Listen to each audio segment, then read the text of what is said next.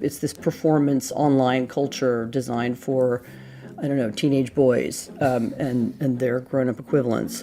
But it's also has a purpose. I mean, it makes people say, this war is unserious. All of this will make people feel disengaged, and it may work. I mean, how can you focus on a serious war when you're being told the story of it through, comic strips and videos? I'm Jon Favreau, and you just heard from this week's guest, Anne Applebaum. Anne is a journalist and historian who focuses on the rise of authoritarianism. You may have caught her work in The Atlantic, or read her many books on the subject, or listened to her podcast, Autocracy in America. I've wanted to have her on for a while now to talk about America's slide toward autocracy, and I figured that with the very autocratic way that Trump is both waging and talking about the war in Iran, this week was a good opportunity. We talked about how Trump and the White House are using propaganda to minimize the seriousness of this war, what Trump has learned from other autocrats, why the war in Iran has been good for Putin, and why she's hopeful that American democracy can still prevail. It's a great conversation, you'll hear in a few, but before that, I just want to share a few of my thoughts on Iran. You might be wondering how we ended up right back where this century began, fighting a dumb war in the Middle East because of politicians who lied about why they started it, don't have a plan to finish it, and can't stop spending our money on it. You might be wondering why, after the $1 trillion spent in Iraq and the hundreds of thousands of lives that were lost there, or in places like Libya or Syria or Gaza, these politicians still think we can bomb our way to a more peaceful Middle East. Why they still think we can destroy people's homes and kill their families without any repercussions. Why they think we can play God just because our army is bigger. More importantly, you might be wondering, why do the rest of us just accept it? The Washington Post interviewed this 41-year-old father who had just gone to pick up his 2 kids from school. He was waiting for them outside when the explosion sent him flying into the air. By the time he got up, head covered in blood, and made his way back to the school, it was gone. He helped other parents pull children out of the rubble, but none of them were alive. Neither were his 2 little boys. They were 7 and 8 years old. The mistaken U.S. missile attack on the Iranian school that was carried out in our name and paid for with our tax dollars killed at least 175 human beings, most of them children. Many of the more than 2,000 civilians we've killed are also children, as are the hundreds of thousands who've been forced out of their homes in just the first 3 weeks of this war. It's a war that's also left dozens of Americans injured, some seriously, many with brain injuries. 13 have now died. One of them was a 39-year-old soldier from Minnesota who had served in the military for 20 years and was just a few days away from returning home to her husband and kids for good, so she could garden with her high school son and ride bikes with her 4th grade daughter. The day after she and 6 other soldiers were killed by a retaliatory drone strike that Iran launched at their makeshift operations center in Kuwait, the president said that he expected casualties, but, quote, "that's the way it is." And, quote, "in the end, it's going to be a great deal for the world." Pete Hegseth accused the press of reporting the deaths as front-page news only because they want to, quote, "make the president look bad." The next day, at a Medal of Honor ceremony, Trump read a few prepared words about the fallen service members before going off on a much longer tangent about how he'd saved money on gold drapes for his new ballroom. Neither Trump nor Hegseth said anything about the school children their missile strike had killed, though the very next day, the defense secretary bragged about, quote, "unleashing the most lethal and precise air power campaign in history," while avoiding, quote, "stupid rules of engagement and politically correct wars." By the end of that first week, as that father was grieving for his 2 boys and those kids were grieving for their mother, and hundreds of families in the U.S. and across the Middle East were mourning their losses, the White House had begun posting snuff videos, footage of actual U.S. missile strikes hitting their targets in Iran, are spliced together with scenes from Braveheart and Gladiator and Call of Duty and Mortal Kombat. Explosions that have killed innocent civilians are timed to the crack of a baseball bat or an NFL tackle. The soundtrack is usually a song with the word boom in the title, in case the stupid joke wasn't obvious enough. Governments have used propaganda to sell war for as long as there's been war. But Trump and Hegseth and the White House aren't really trying to sell this war. And if they are, they're certainly not succeeding. Few conflicts in the last several decades have started off this unpopular. And polling shows that the videos specifically haven't moved the needle even with Trump's base, let alone anyone else. I think that's because instead of using propaganda to sell the war, this White House sees the war as just another chance to generate more propaganda, to sell people on the idea that war, like politics, is just part of the show. There are good guys and bad guys, heroes and enemies, suspenseful plot twists and thrilling victories and comic relief and hopefully not too many sad moments, because the ultimate goal here is entertainment. Because an audience that's too bummed out might not come back for more. It's why way back in 2019, when a combat veteran who had lost a leg and suffered brain damage was chosen to sing God Bless America at an event where Trump spoke, the president said loud enough for people to hear, "Why do you bring people like that here? No one wants to see that, the wounded." Because if we think too much about that veteran, or the kids in that school, or the soldiers in Kuwait, or the boats full of people who were murdered in the Caribbean, or the citizens killed on the streets in Minnesota, and the immigrants who are dying in detention camps, if we linger too long on the lives they led, or the loved ones they left behind, then more of us might stop scrolling past the war porn and the memes and the shitposts and refuse to accept that this is who we are now. More of us might decide that people who don't value the inherent dignity and worth of every life should never be trusted with the power to end it. War is not a game. War is not just another content opportunity. War, even a just and necessary war, is born of the ultimate human failure, and it leads to the ultimate human tragedy. The more we see that, and hear that, and remember that, especially when Donald Trump and Pete Hegseth don't want us to, the more likely we are to demand that it stop. And with that, here's my conversation with Anne Applebaum. Anne, welcome to Offline. Thanks for having me. I've been wanting to have you on ever since the world has become overrun with autocracies. So I have several things I want to talk to you about, but let's start with the Iran war, which is now entering its third week. Reactions, how are you feeling about where things are right now?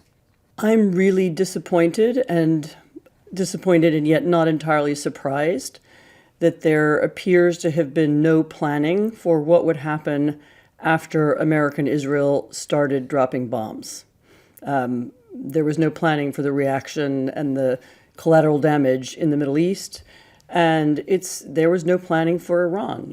Over the last year, we dismantled many of the tools that we've had in the past to speak to Iranians, the radio stations, the broadcasters, and we also stopped funding or broke our ties with some of the Iranian democratic opposition who we might be speaking to, and it doesn't seem like they reached out to anybody or spoke to anybody in the planning for what would happen to Iranian people after this started, and I think now we're seeing the result.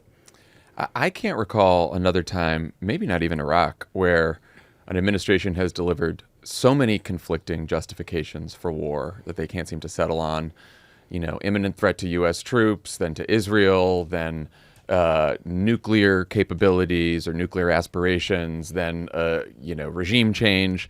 What do you make of the fact that they haven't been able to settle on a single reason? It seems like now they have narrowed the objectives to degrading ballistic missiles and destroying the Navy, and then, all under the umbrella of, I guess, degrading their ability to develop nuclear weapons.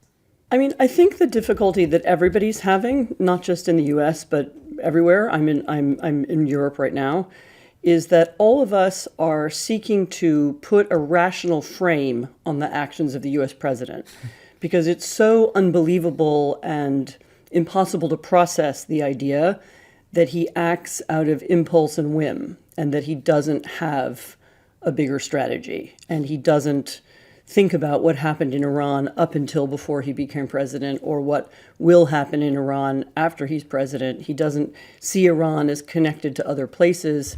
He thinks of it as a kind of one, he's going to go in and go out like he did successfully do, or he thinks he successfully did in Venezuela. Of course, that story's not over yet either.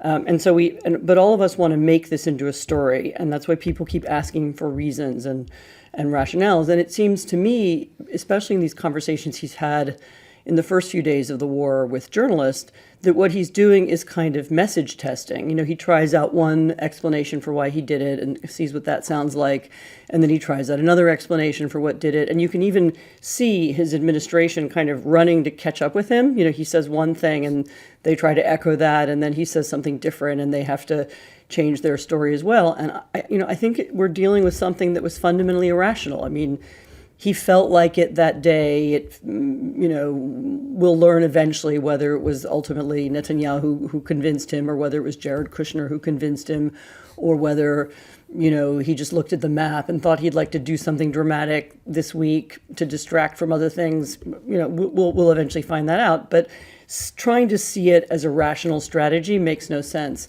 And you're right, the comparison to Iraq is interesting. I mean, actually, the Bush administration made a case for Iraq. They made it to the American people. They made it to the UN. They made it to Congress. It was about weapons of mass destruction. And you can say, the case was wrong and it was based on bad evidence, but they built the case, they made it, they presented it, they argued for it, they got some UN, what they thought was a kind of UN approval. They had congressional approval, they had support from Americans. This is totally different. This is a completely different kind of war. It's being fought because the president had a psychological need, as he put it when he was talking about Greenland, to have a war. I mean, it seems like the lesson, if you could call it a lesson, the lesson that Trump has taken from Iraq is the bombing and the regime change is fine. Just don't send in a large, just don't have ground forces there for an extended period of time because he knows that looks messy. I mean, Trump and Netanyahu have made this decision to attack Iran, but, Republicans and even some Democrats have supported some kind of military action for years to remove what is objectively a violent and dangerous regime in Tehran. What I'm still trying to figure out is, why does it seem that no lessons have been learned from what has happened in Iraq or any of the other, misadventures in the Middle East over the last several decades? So in order to learn lessons, you have to be interested in reading some history. And you have to read, at the very least, a short version presented by one of your advisors. You have to think about what happened in the past, and you have to seek not to repeat it in the future. And it just doesn't look to me like this is something that Trump does. Maybe there are people around him who do it, but it's not clear that their advice gets to him or who it's filtered through or whether he listens. And so once again, as I say, asking about lessons learned, you're asking, again, you're assuming that the president has a rational reason for wanting to go to war and that he would have a plan to make it work. And it just isn't clear that he does. I mean, I suppose they learned the lesson not to send troops, but if you don't send troops, then you don't really have any impact. You can drop bombs, but you don't have any ability to shape what happens on the ground, for better or for worse. And he doesn't, much of what they say, certainly in the first few days, implied that they would have an impact on the ground, but it seems that they hadn't thought that through. You referenced a piece you recently wrote for The Atlantic called "Trump Has No Plan for the Iranian People." The Iranian people have been sort of fighting for their own freedom for years now. If the goal really is to free them from this regime, what would that actually look like versus what we're doing? What role do you think the U.S. and the world could play in helping to free the Iranian people from this regime that isn't what is happening right now? Well, it's like that joke. There's an Irish joke about you ask somebody the way to Dublin and they say, well, I don't know, but I wouldn't start from here. So It's a little bit like that. I mean, the starting point should go back farther. There has been a democratic opposition in Iran. It's been very brave. It's full of thoughtful and resourceful people. And each time it emerges, it has been systematically wiped out, and people have been arrested and sent abroad and into exile. And over the years, we've half-heartedly supported it. We've given it some money. Some Iranians have been, U.S. officials have met them. Macron met with a group of Iranian activists some months ago.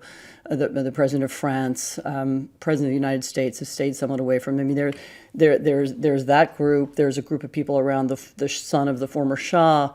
There are plausible groups of people in the exile world and inside Iran with whom we could work and who we could advise and who we could help with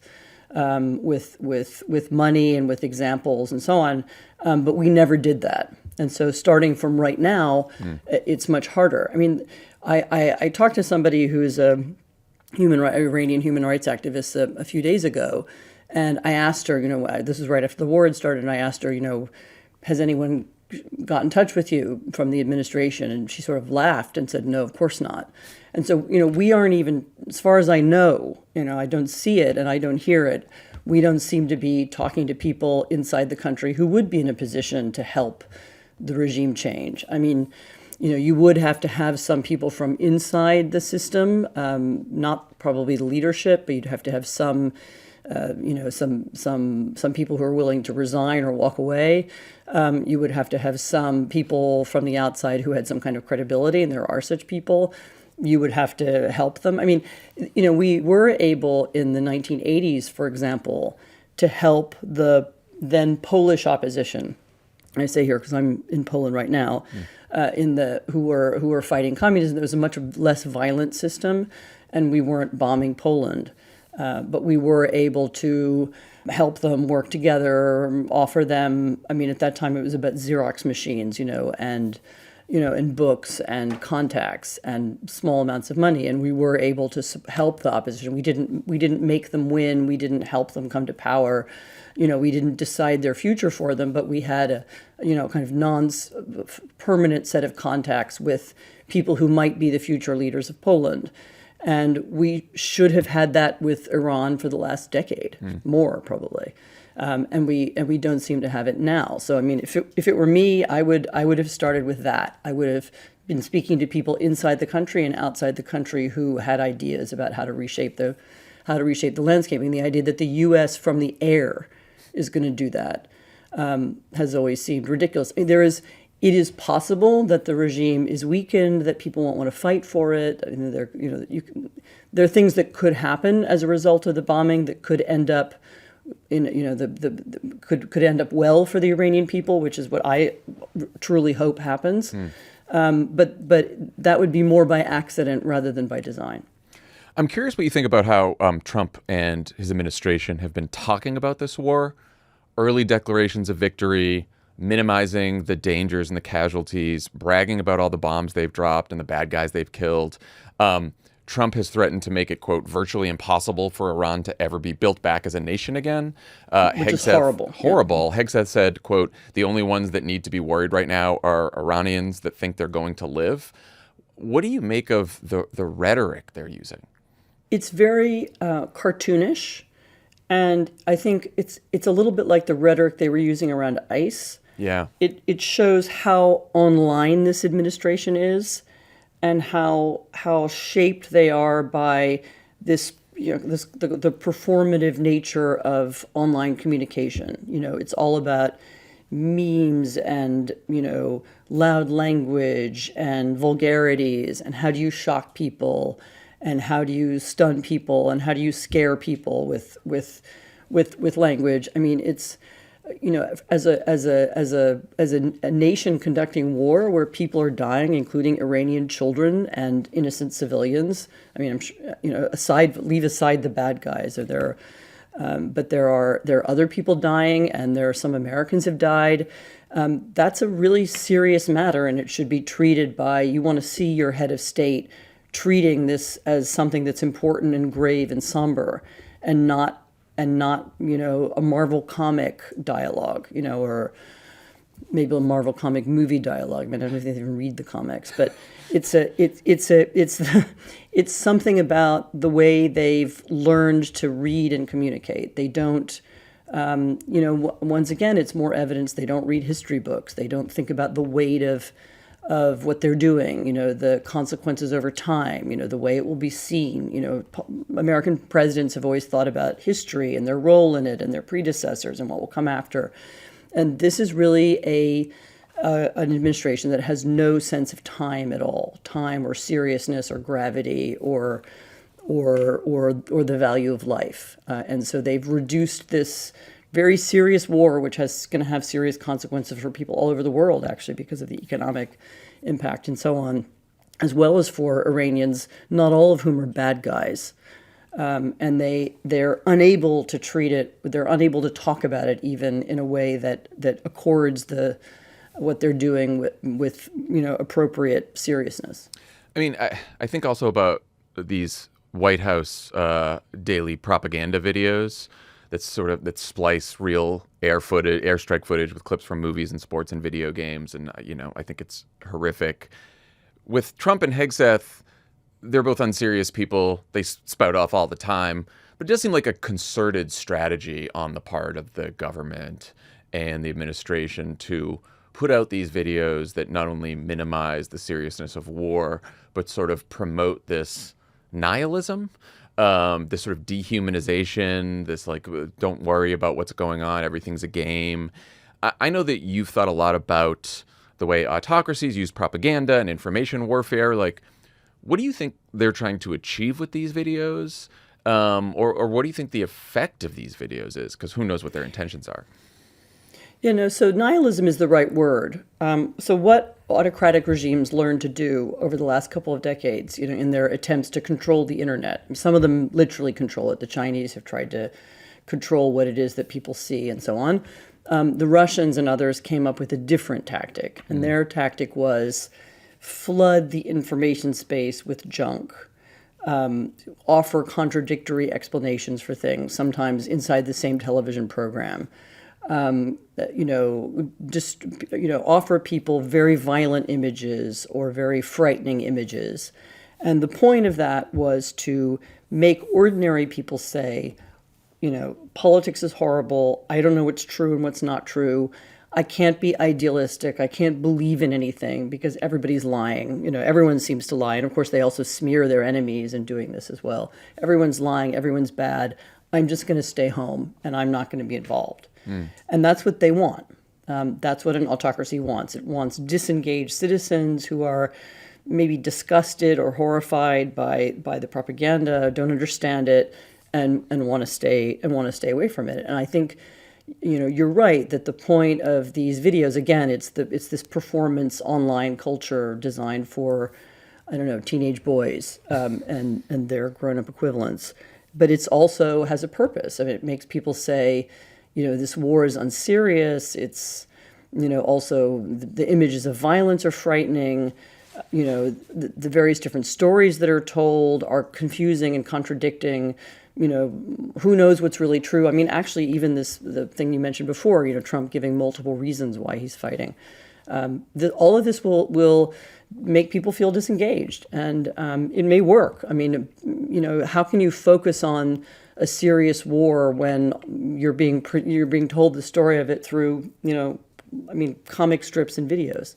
Yeah, I mean, I served in the Obama White House. I remember had the Bush White House even dealt with this, which is like, the consequences of war are the most serious things that means like the loss of life is just the most serious consequence you can have. And presidents forever have treated the loss of life in war with like the utmost seriousness and sobriety, and spend a lot of times honoring the dead and talking about the fallen soldiers and honoring their sacrifice. And I just noticed in this war that not only does Trump seem not to care, but he does seem like he's trying to like minimize the casualties and minimize, and with some of these videos, sort of minimize how we feel about people dying and about the loss of life.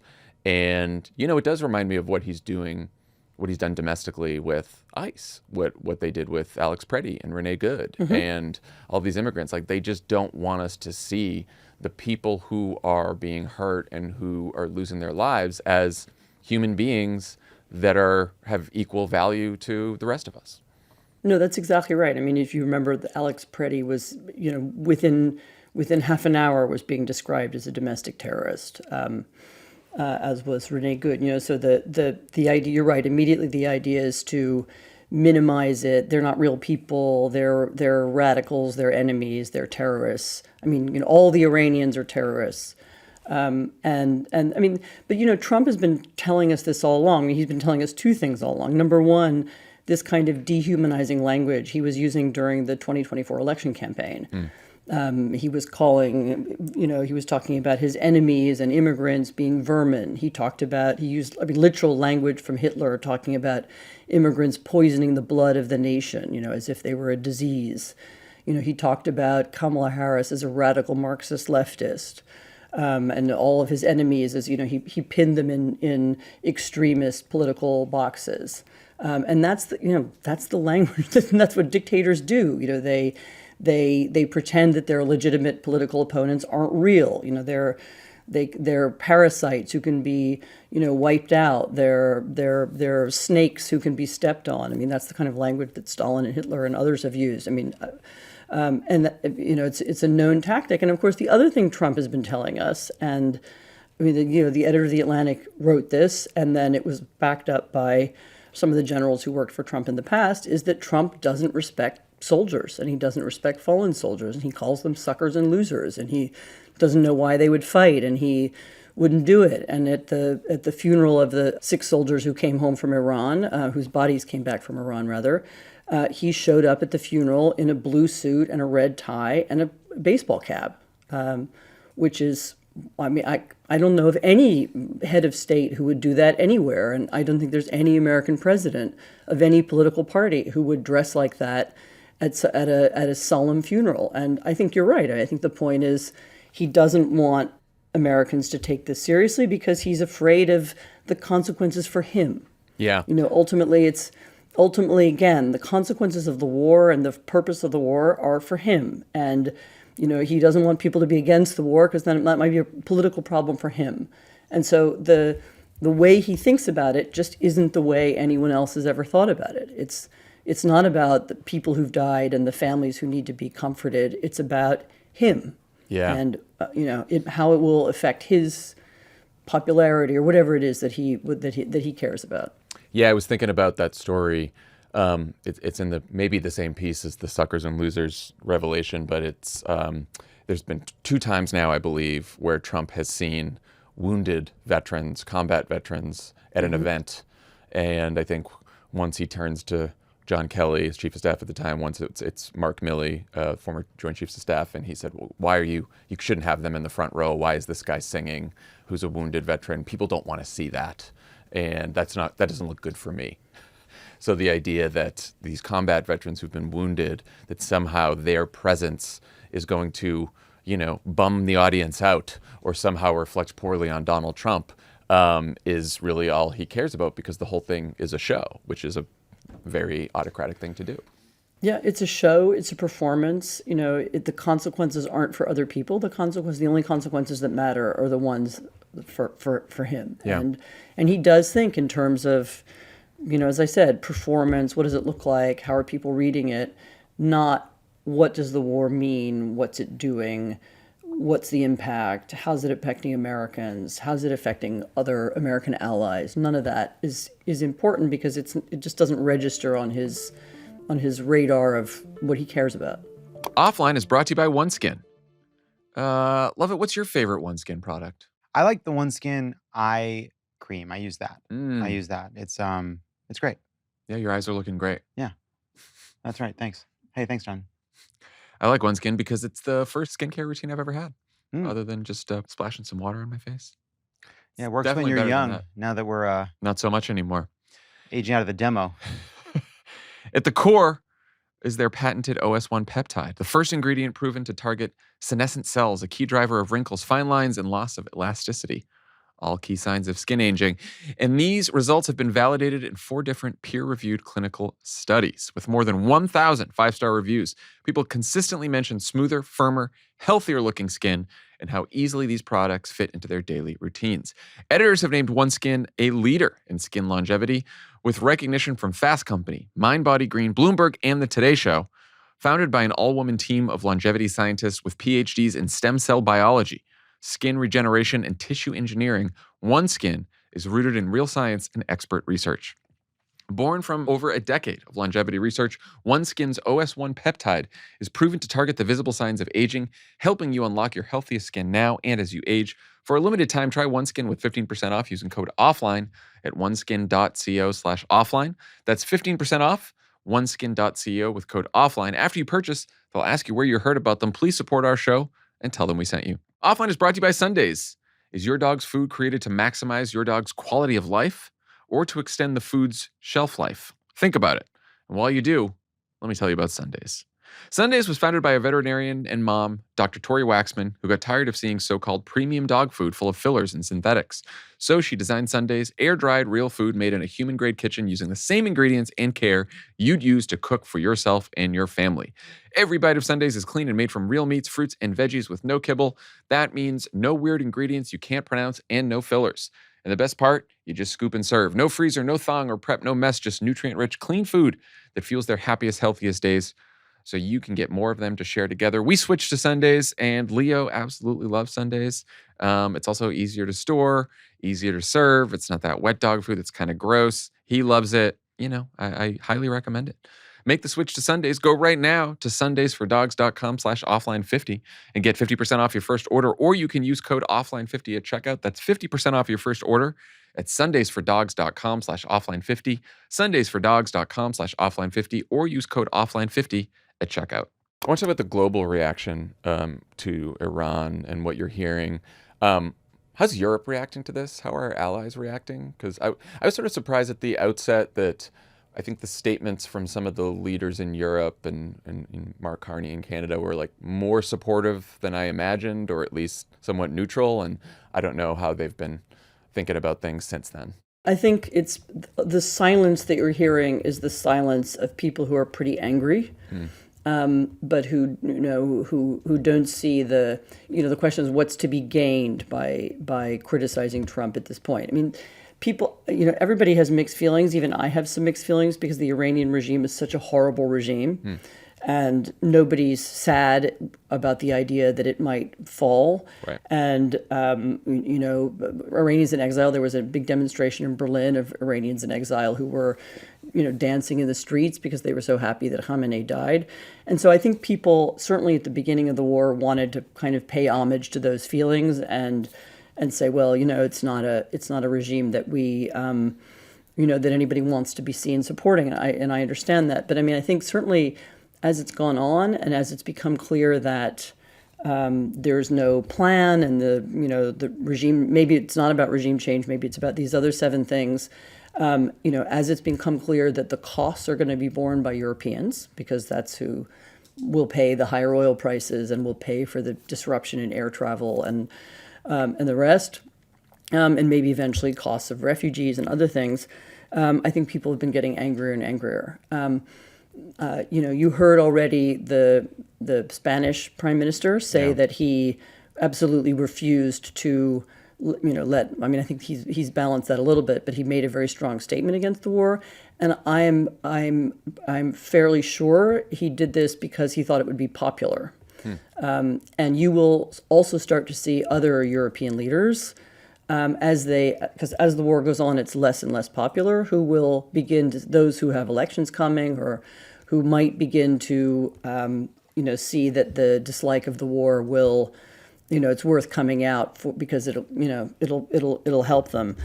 I mean, it's interesting. I just, by coincidence, I was in Romania in the last week, and the Romanians had a dilemma because they were asked by the Trump administration whether they could use one of their bases for, there's a Romanian NATO military base in Romania.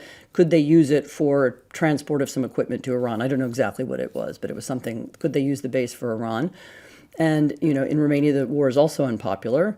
But the Romanian president agreed to let them do it because, and this is how a lot of NATO states will be thinking, because Romania wants the U.S. to stay engaged in Romania, and their main concern is the war in Ukraine, and so you have that set of mixed feelings as well. That people don't like the war, they don't want to contribute to the war, but countries whose main focus is still on Russia and Ukraine don't want to alienate the United States completely at this point, or Trump at this point, and so they'll let them use bases, or they'll remain somehow engaged.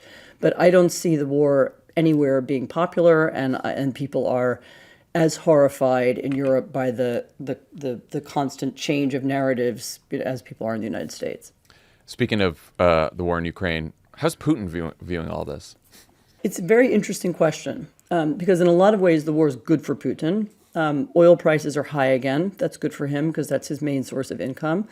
The U.S. has announced it wants to lift sanctions on some Russian oil exports, which is interesting. I mean, that means that it shows what choice has been made. The U.S. preferred to pursue this war of choice in the Middle East rather than to defend Europe against Russia and to keep pressure on Russia to force them to end the war. And so that will be good for Putin.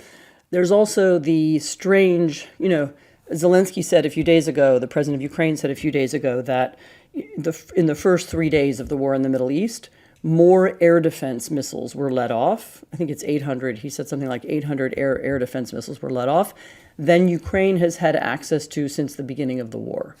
And so Trump is demonstrating, as I said, he's made this choice. He's more interested in pursuing this whimsical war that he can't explain in the Middle East than he is in defending Ukraine. Ukraine had a terrible winter.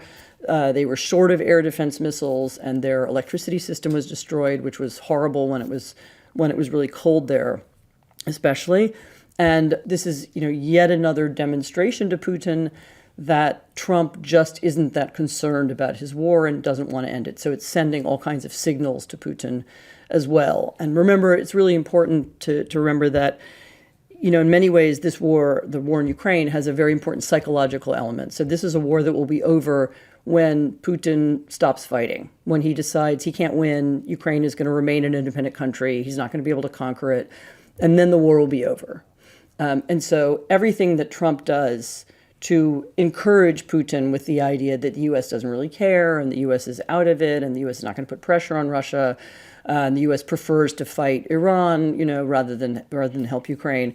I mean, all of those things will build Putin's, willingness to continue the war and his desire to pursue it. So in that sense, it's good for it. I mean, there is one other nuance, which is that Iran is a country that's been connected deeply to Russia for the last decade.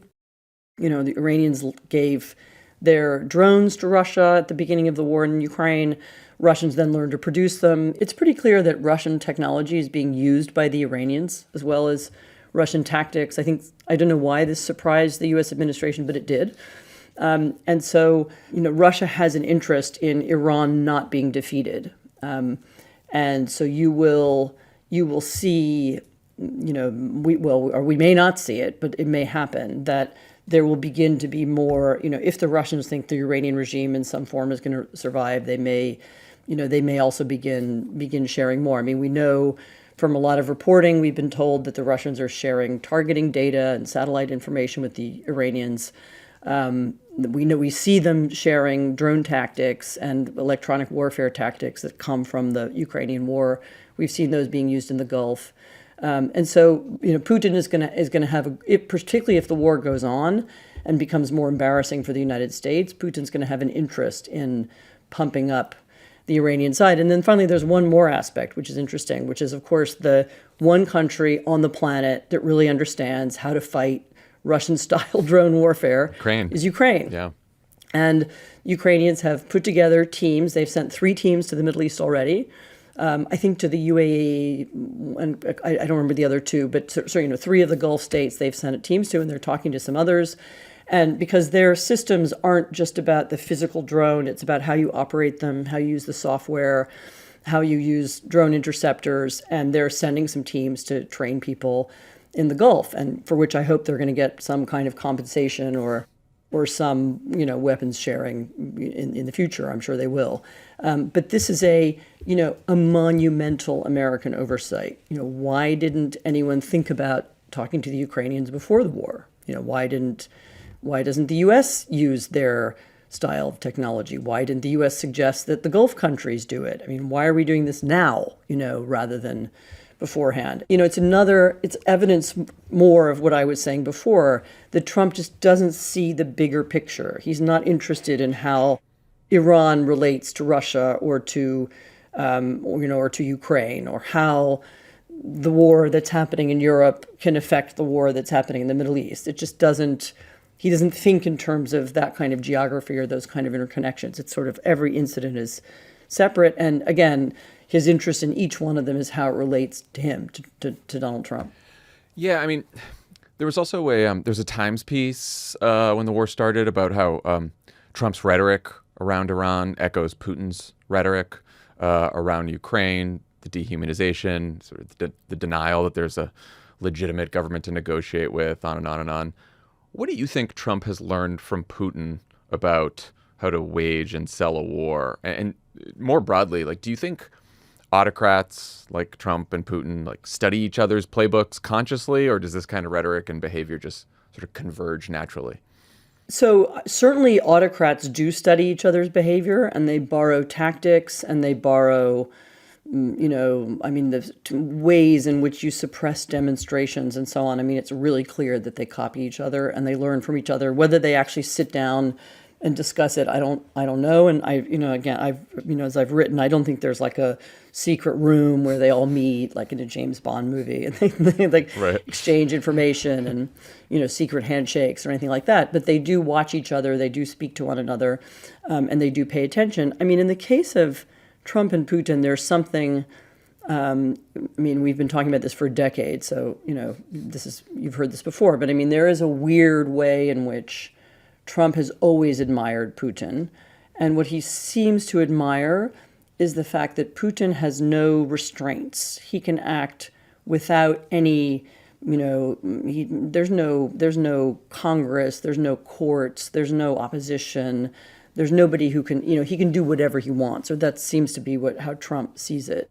And he seems to aspire to that himself. This idea, that you had since the beginning of this administration, that the president can do whatever he wants. He can break the law and then let the courts catch up with him afterwards, as he did with so many institutions. Or the president can, break all kinds of norms from one day to the next and not have to apologize for it. I mean, that all seems to me that it's coming from his observations and some of the people around him observing Putin, observing Viktor Orban, who's operating in a different context. He's a democratically elected leader who then decide to undermine institutions around him. I mean, in the case of Orban, we know they were learning from him, and we know that lessons were being transmitted because it was done via the Heritage Foundation. But Trump seems to admire that kind of absolute power. And it does seem that in the case of this war, why should he bother explaining it to the American people? Why should he ask Congress? He's picked up this idea that a real leader can break the law, can do what he wants, can act without legitimacy. And he sees Putin doing that, and he wants to do it too. And so I don't know, whether he studied Putin's language. It doesn't seem to me he does. Much of a studier, no. He studies very much, but the attitude, I just don't think it's an accident that the language is the same, because the attitude is the same. Yeah. The attitude is, I can do what I want. My enemies aren't real people. All I need to do is perform for the public. I don't want anyone involved. I don't want any debate. And that's an autocratic way of thinking, and that's how he behaves. That's how Putin behaves, and it's not that surprising that they have, they come up with similar ways of speaking. Well, I've been thinking about this because when you zoom out on sort of Trump's foreign policy, he shows deference to Putin, respect to Putin, Xi, Kim Jong-un, Orban. And I mean, he probably shows the most deference, I think, to like powerful autocrats who many with nuclear weapons, while showing outright hostility to liberal democracies. And I'm sure part of that is his style, he admires what they've done in their countries, how they're strong, all the things you were just saying. But also I sort of wonder where like he doesn't want to mess with Russia. He doesn't want to mess with China. He doesn't want to mess with people who he thinks are strong and could sort of unleash, whether nuclear weapons or other kinds of warfare on the world. And I wonder about this like sphere of influence theory that I've heard, floated around, where maybe Trump thinks and some people around him think, well, China, Russia, United States, we can sort of divvy up the world, and then maybe there'll be peace among nations, and we can all oppress our own people, and everyone can just like live their own lives, and that's the way it is. Like I wonder if they think that at all. This is a theory floating around that I had heard at the beginning of the administration from some Trump people, and I think it's actually originally Russian. And the idea is that the world should be divided into spheres of influence. The Chinese should have Asia, and the U.S. should have Western Hemisphere. And somehow Putin should have Europe, I guess, although the European economy is 5 times larger than Putin's economy. Right. And even the European armies, when you put them together, are larger than Putin's army. And Putin is actually unable to defeat the Ukrainians, let alone all the Europeans. It's, leaving that aside. I mean, it was a theory that always flattered Putin because it put him in this higher group that he shouldn't be in. And I do think there are people around Trump who wanted him to pursue this. And all that language about the Western Hemisphere and Greenland and, dominating our neighborhood. And he's used this very aggressive language about Latin America in various contexts, both in documents, but also in public, almost colonialist language. I think I think that was the intent of many of people near him. I mean, Hegseth has talked about a little bit like this. Vance has talked a little bit like this. There's some there's some ideologues at the State Department who talk like this. I mean, the one thing I would say is that if your idea is everybody should have their own sphere of influence, then the war in Iran is somewhat out of line with that. And again, I think this is just further proof that Trump doesn't stick to strategies. I mean, sometimes he's interested in this sphere of influence strategy, and sometimes he's interested in, fighting Muslims, and sometimes he's interested in something else. And so the attempt of people around him to get him to stick to one thing and to bring, I mean, there are people in the administration who want to bring American troops home from everywhere, from Asia, from Europe, right, and, just leave the whole thing. But he is now somehow enamored of the idea of using American military power. And so he's somehow busted that up. But no, I mean, the idea that, large, big countries should be able to bully smaller countries, which is fundamentally what's beneath the sphere of influence idea. I mean, I think he's absolutely fine with that. Yeah. And this, by the way, is another thing the Europeans have heard. And you heard Mark Carney say it, but you now hear it everywhere you go in Europe. Like, everybody gets it. Okay, we're middle-sized powers. We need to stick together. We need our own defense industry. We need our own tech industries. We need to pull away from the United States because, if they're going to be bullying smaller powers, then that's going to be us, unless we're one thing. Yeah. And I hear that over and over. I hear it from Germans. I hear it from East Europeans. I hear it from everybody. I mean, every time I hear talk about China and whether they're going to invade Taiwan, I always think to myself, like, there is no chance in hell Donald Trump is going to have the United States come to Taiwan's defense in a situation like that, because that to me is a classic example of somewhere where Trump's like, oh, that's China, they're big, Taiwan's not. Why would we get involved in that? No, it's true. He's afraid of big countries. He's afraid of China. He's not willing to stand up to China, or even to create a kind of strategy to resist China, or even to galvanize his Asian allies, to pull Japan and South Korea and Taiwan together, which is what the previous administration was trying to do. So no, he's afraid of big countries, and he, would rather bully smaller ones. I mean, there's no question that's true. And, I don't think China wants to invade Taiwan. I mean, I could be wrong, and I hear lots of different theories about it. And so they may still hope that they can somehow get Taiwan differently through pressure. But it's true that if they were going to do it, I would expect this administration would be the time they would try. Offline is brought to you by Delete Me. Delete Me makes it easy, quick, and safe to remove your personal data online at a time when surveillance and data breaches are common enough to make everyone vulnerable. Your data is a commodity. Anyone on the web can buy your private details. This can lead to identity theft, phishing attempts, and harassment. But now you can protect your privacy with Delete Me. Your name, contact info, social security number, home address, even information about your family members could all be compiled by data brokers and sold online. The New York Times Wirecutter has named Delete Me their top pick for data removal services. Someone with an overly active online presence, privacy, believe it or not, is still really important to me. And so it's important to get all your stuff off there, all your family stuff off there. You don't want all kinds of weirdos looking up that stuff. Happens all the time. Have you ever been a victim of identity theft, harassment, doxing? If you haven't, you probably know someone who has. Delete Me can help. Take control of your data and keep your private life private by signing up for Delete Me now at a special discount for our listeners. Get 20% off your Delete Me plan when you go to joindeleteme.com/offline and use promo code offline at checkout. The only way to get 20% off is to go to joindeleteme.com/offline and enter code offline at checkout. That's joindeleteme.com/offline, code offline. So just to talk about the U.S. for a second, like, where do you think we are from your perspective in our slide toward autocracy? Are there ways we are actually worse off than some countries you've studied? Are there ways we've been more resilient? What would you say?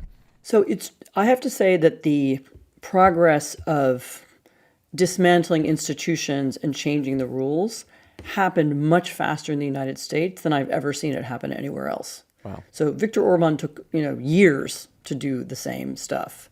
And even Putin took more time. I mean, Russia wasn't really a democracy before that, so it's a different story. Or Hugo Chavez. This is not always, by the way, a right-wing, so-coded right-wing way of taking over the system. You can do it from the left as well, and historically that's happened lots of times too. And the Chavez takeover also took a number of years before it was complete. But the Trump administration arrived with a very clear plan and with an attempt to do a kind of again, break stuff and then see what happens policy. Put Doge in charge, illegally destroy a lot of institutions, and make everybody pick up the pieces afterwards. And the number of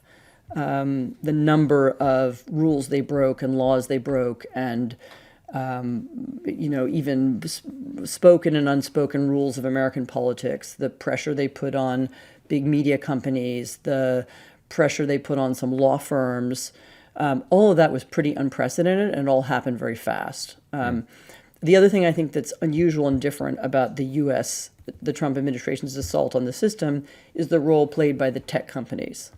The richest companies in America, or some of them, not everybody, but some of the richest companies and richest people in America aligned with this process from the beginning.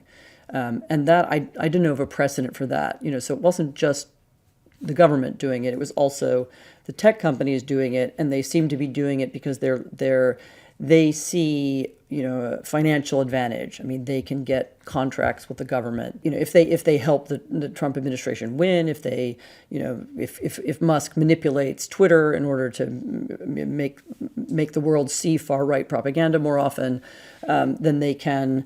Then they get something in exchange. I mean, so and the power that they have, I think, is pretty unlike the power. I mean, I don't know. There are no Hungarian companies that had that kind of power and were able to help Orban in that way. I mean, he later created kind of oligarchic companies who helped him, as did Putin, actually.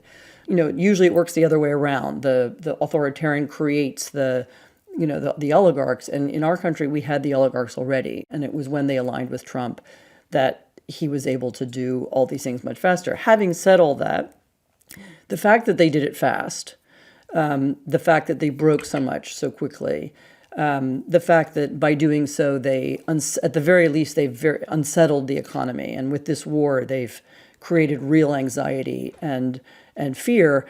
The fact that they did all that so fast means that there is backlash, and there will be. I mean, resilience is the wrong word. I mean, there will be people who will be much more dedicated to being involved in politics, to getting them out, because they present a much greater threat than they would have done had they done it smoothly and softly and quietly and without video game war videos that offend people and anger them. So there's a downside to what they're doing. They're creating a lot of enemies, and they're doing it pretty fast. And I just hope that our politicians are able to mobilize that anger and mobilize people to vote them out. I mean, the real test, of course, is going to be the midterms. Yeah. And not only will people vote, but how fair will they be? I mean, we know that the administration will cheat because they did last time, and we know they will try and do what they can to manipulate the result. It's harder when you have 50 states and 50 different electoral commissions, but they will try. This is why they're trying to pass this national act determining what kind of ID you need to vote, and then there may be an issue with I don't know about counting votes or accepting the result. Seizing the will machines, they, if they lose badly, will they accept the fact that they've lost the House speakership? I mean, Trump didn't accept that he'd lost the presidency in 2020. So all of that is still ahead of us, and that will be a real test. I mean, that's really the test of whether Americans can stay focused, whether they can stay organized, and whether the political system will hold. I mean, I think this year the midterms are a test, and then of course 2 years from now it'll be even more dramatic. What do you make of how the opposition has responded to Trump, particularly the Democratic Party? When I've talked to people who live in countries who've gone through the same thing, and I always say, like, what do you wish you would have done? The most common answer is, I wish we would have had a better, stronger opposition party and stronger opposition leaders when this whole thing started. But I don't know what your view of how the Democrats have handled this. So one of the things that always happens when you have the rise of a regime like this one, like we have in the U.S., what always happens, like everywhere, is that the opposition shatters and splits into factions. Like this is actually normal. And the reason that happens is because what Trump is doing is changing the rules of politics. The way you do journalism, the way you act in Congress, the way you reach people and talk to people, all of it changed. And some people understand the change are able to cope with it, and a lot of people can't. And so the reason you're hearing like these 95 different strategies, how do we fight back, is because there isn't a right answer, and because a lot of people just don't have experience dealing with this kind of politics. This is not we have a lot of ugly politics in our country's history. I mean, I don't want to deny that, and we have negative campaigning, dirty tricks. It's all happened, but before, but we haven't really had people in power, and it's not everybody, but we haven't had people in power who are actually dedicated to changing the political system and to altering the rules so that they never lose, and who are building a kind of army of people who also want that, and who are seeking not just to say they disagree with their opponents, or their opponents are they don't like their opponents, or their opponents have bad opinions about taxes or welfare or something. These are people who say their opponents are illegitimate, or even they're vermin, and are trying to eliminate them from politics altogether, and saying only we have the right to win. And figuring out how to navigate that and fight back against it. I mean, I do cut some slack to people who haven't seen it before and are surprised by it. Yeah. The other thing I would say is that this is about this year and not 2028. It is true that we have 50 states, and inside, even within the states, there are different, constituencies. And I am not sure that right now having one leader and one idea and one platform would be the way to win the election.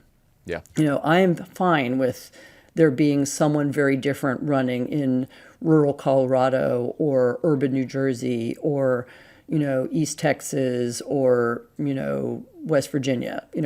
I think having people who are using, different ways of speaking to local issues and speaking to local concerns, I think that's good. And we've seen it already. I mean, on the one hand, we had Mamdani win a landslide election, and on the other hand, we had Abby Spanberger in Virginia win with a much larger margin than anybody expected.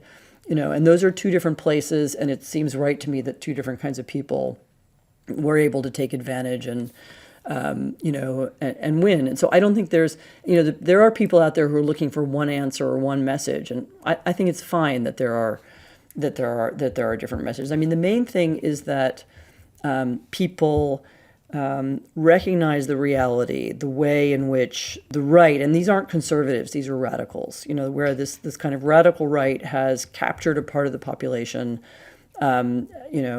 and find ways to reach them and find ways to go to wherever they are, so that make sure they're using YouTube, they're using Instagram, they're using TikTok. I mean, I don't like all of these forms of social media, but I accept that people are on them.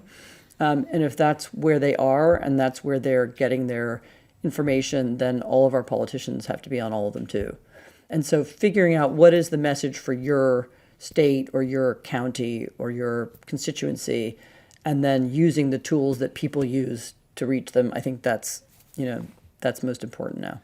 Your argument in Autocracy, Inc., the book that you wrote, is that corruption is the glue that holds these regimes together. Do you think corruption is also potentially their Achilles heel, the undoing? So it has been in other places. So the one really successful political movement in Russia since Putin came to power, which was Alexei Navalny's movement, was an anti-corruption movement. And I've talked to the people who created that campaign, and one of the reasons they did it, you could pick a lot of issues to organize people around, was because it was the one issue that unified people across different classes. So across social classes and across, Russia also has a huge geography and a lot of different kinds of people in it. And it was the one thing that they could find that people identified with all the guys. And they made a very important link. And this is something that I haven't seen actually yet in the U.S.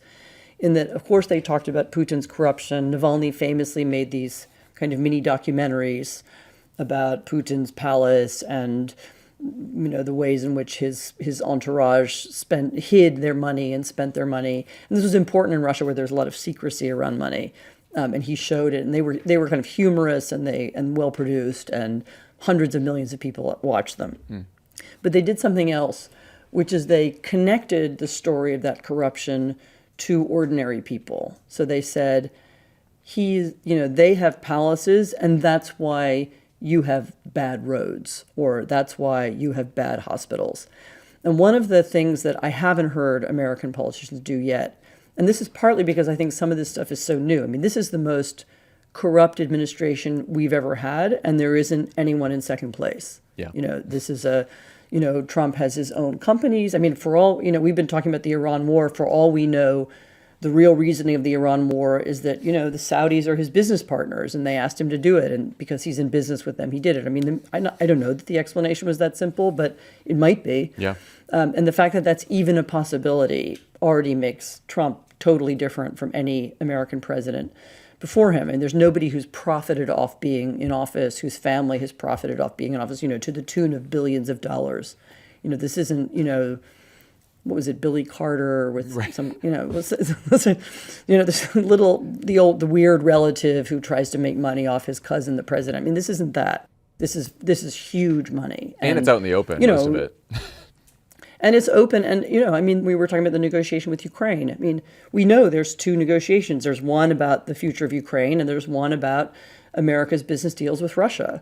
And we know they're going, it's been reported, and also Witkoff doesn't really hide it. He's said it in front of European leaders, just so that I'm negotiating these deals.